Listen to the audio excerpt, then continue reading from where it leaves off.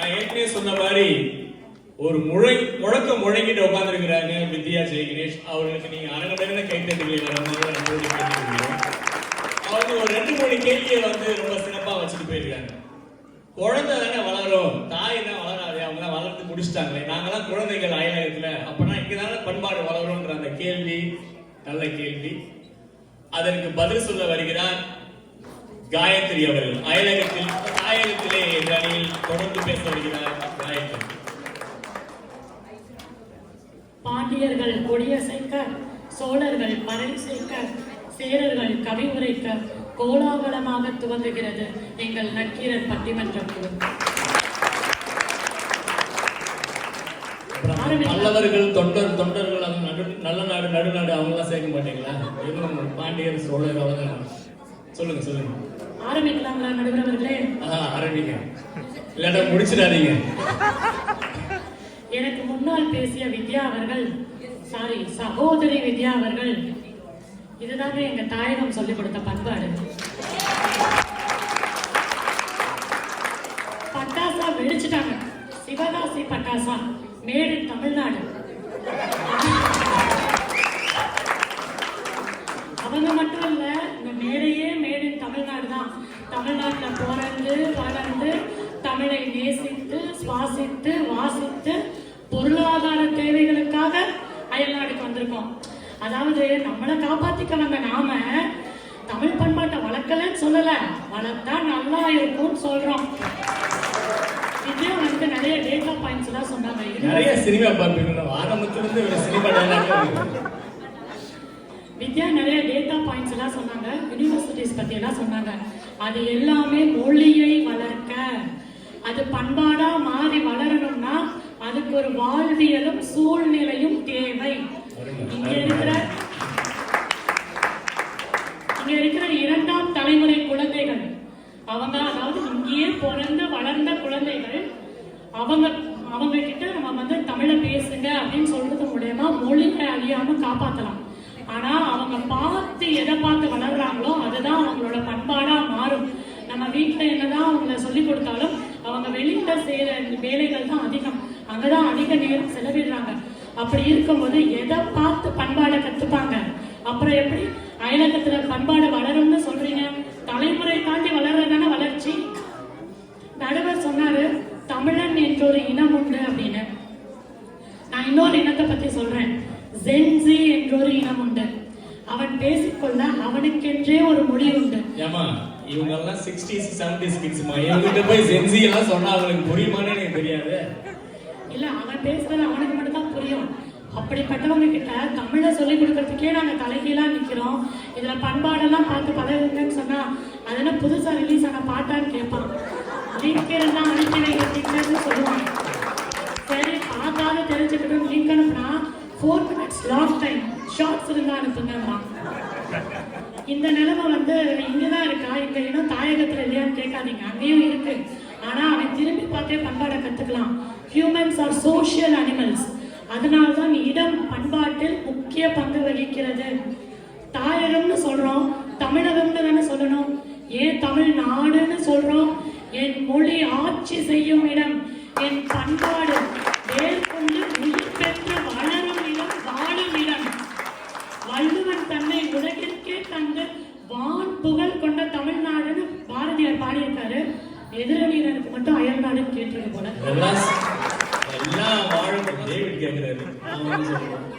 வித்யா ஒரு கேள்வி கேட்டாங்க, தமிழக அரசு என்ன பண்ணுது பண்பாடை வளர்க்கறதுக்கு அப்படின்னு. அயலக தமிழர் தினம் அப்படின்னு ஜனவரி 11, 12ஆம் தேதிகளில் ஒரு தினம் கொண்டாடப்படுது.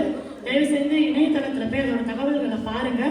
வேர்களை தேடி அப்படின்னு தொடங்குற இந்த பண்பாட்டு பயணத்துல மாமல்லபுரத்தில் தொடங்கி காஞ்சிபுரம் வரை தமிழர்களின் கட்டிடக்கலை, இயல், இசை, நாடகம், சிற்பக்கலை, சுதந்திர போராட்டத்தில் தமிழர்களின் பங்கு, தமிழை வளர்க்க உயிரையும் கொடுத்த தலைவர்களின் வரலாறுன்னு எல்லாத்தையுமே சொல்லிக் கொடுக்குறாங்க. இது எல்லாம் சேர்ந்தது தானே பண்பாடு. பிரெஞ்சு ஆர்கிடெக்சர்ல வீடு கட்டி, ஸ்காண்டினேவியன் டிசைன்ஸ் பர்னிச்சர் வாங்கி, யூரோப்பியன் ஸ்டைல் பெட்ரூம்ல படுத்துக்கிட்டு நாளைக்கு லே ஆஃப் பண்ணிட்டாங்கன்னா நம்ம பாடு பெரும்பாடா இருக்குமே. இதுல எங்கெங்க பண்பாடை வளர்க்கறது? வைகைக்கரை நாகரிகத்திலிருந்து வருபவள் நான். என்ன வேற மாதிரி பேசுறேன்னு பார்க்காதீங்க. மதுரக்கார பொண்ணுங்க. நடுக்கரை நாகரிகங்கள் தான் பண்பாட்டின் தாய்மணி. அங்கே இருக்கிறது எங்கள் கீழடி. சங்கம் வைத்து தமிழ் வளர்த்த வரலாற்றை அது சொல்லும். என்ன பழம் கதைன்னு நினைக்காதீங்க. இது தமிழ் மரபின் வேர்.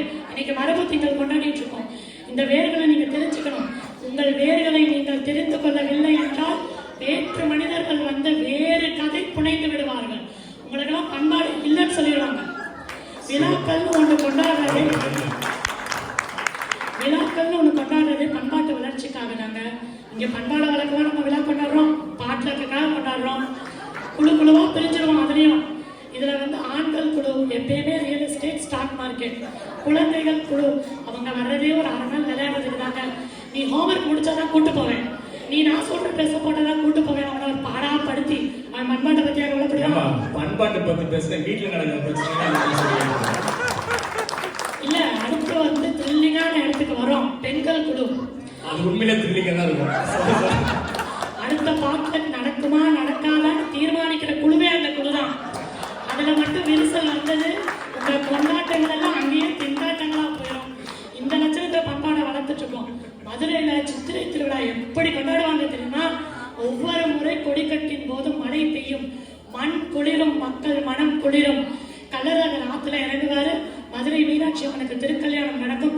ஏதோ அவங்க வீட்லயே விழா நடக்கிற மாதிரி எல்லாரும் வந்து, அதாவது ஒரே மதத்தில் இரு பிரிவுகள், சைவம் வைணவம் என்ற இரு பிரிவுகளையும் சேர்த்து கொண்டாடப்படும் ஒரே பெருவிழா சித்திரை திருவிழா. எதிரணியினர் வந்து சொல்லணும், மதங்களை தாண்டி மனிதர்களை நல்லிணக்கம் செய்வது பண்பாடு, மனிதர்களை பண்பட்ட மனிதர்களாக மாற்றுவது பண்பாடு. பகுத்தொழுக்கு பல்லுயிர் ஒப்புதல் நூலோர் தொகுத்தவற்றுள் எல்லாம் தலைன்னு திருவள்ளுவர் சொல்லியிருக்கார். ஈகை திருநாளோட தாற்பயமே அதுதாங்க. உன் பசியை நீ உணர்ந்தால் உலகில் உள்ள எல்லா உயிர்களின் பசியையும் நீ உணர்வாய். உனக்கு கொடுக்கும் பழக்கம் வளரும். ஈகை கொடுக்கும் கைன்னு அர்த்தம். ஈகையில் துவங்கும் நாள் உவகையில் தான் முடியும். இதெல்லாம் வாழ்வியலை தெரிஞ்சுக்கணுங்க. ஈகை, தொண்டு, வீரம், விருந்தோம்பல், நல்லிணக்கம், மரபு, இது எல்லாத்தையும் உங்க குழந்தைங்களுக்கு ஒரு முதலாளித்துவ நாட்டில் உட்காந்து சொல்லி கொடுத்துட முடியும்னு சொல்றீங்களே. எதிரணியினர் பார்த்தா சிரிக்கிறதா அதுதான் எனக்கு தெரியல. சரி, இதெல்லாம் கூட பரவாயில்ல. இயற்கையே உங்களுக்கு எதிராக தானே இருக்கு. நமக்கு அறுவடை திருநாள், தை திருநாள். இங்க ஜனவரி அறுவடை மாசமா? அப்ப எதை காட்டி உங்கள் குழந்தைகளுக்கு பண்பாட்டை சொல்லிக் கொடுப்பீர்கள்? இப்படி சொல்லி நிறைவு செய்கிறேன் நடுவர் அவர்களே.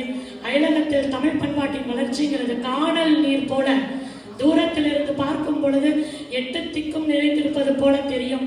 ஆனால் அருகில் வந்து பார்த்தால் இருக்காது. ஆனால் தாயகத்தில் தமிழ் பண்பாட்டின் வளர்ச்சிங்கிறது வற்றாத நீரூற்று போல. அங்கேயே பண்பாடு வற்றிவிட்டால் எங்கேயும் வளராது. அன்று நக்கீரருக்கு நெற்றிக்கண் காட்டி சோதித்தார் சுந்தரர். எங்கள் நடுவர் சுந்தரர் எங்கள் குழுவை அப்படியெல்லாம் சோதித்து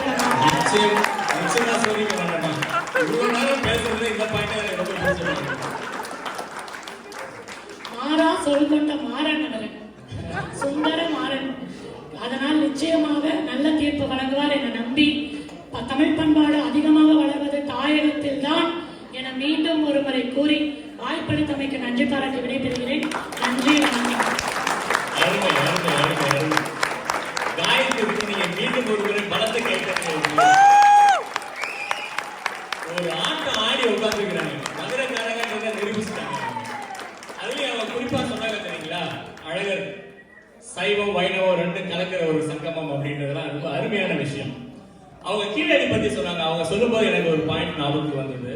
என்ன அப்படின்னா, சிந்துவெளி புனல், ஈரடி குரல், கீழடி மணல், இது எல்லாமே தமிழர் பண்பாட்டின் வெவ்வேறு காலகட்டத்தினுடைய தொடர்ச்சின்னு தான் நான் நினைக்கிறேன். அந்த அளவுக்கு அவங்க சொன்ன அத்தனை பாயிண்டும் ரொம்ப பிரமாதம், ரொம்ப இயல்பா நடைமுறை வாழ்க்கையில இருந்து அது அந்த பாட்லாக் பத்தி சொன்னாங்க, த்ரில்லிங்கான இடம் அப்படிங்கிறது. ஆனா இந்த அளவுக்கு நீங்க பாட்லாக்ல வந்து பாடுபட்டுருக்கீங்கன்னு எனக்கு தெரியாம போயிடுச்சு. மிக சிறப்பு. மீண்டும் ஒரு முறை காயத்ரிக்கு நம்ம ஒரு பாராட்டுகளை தெரிவித்துக்கிறோம். அவங்க கேட்ட அத்தனை கேள்விக்கும் அவர் பதில் சொல்லுவாரான்னு தெரியாத திருப்பி கேள்விதான் கேட்க வருகிறார். அயலகமே என்ற அணியில் பேச வருகிறார் திரு டேவிட் ஜார்ஜ் அவர்கள். வாங்க டேவிட்.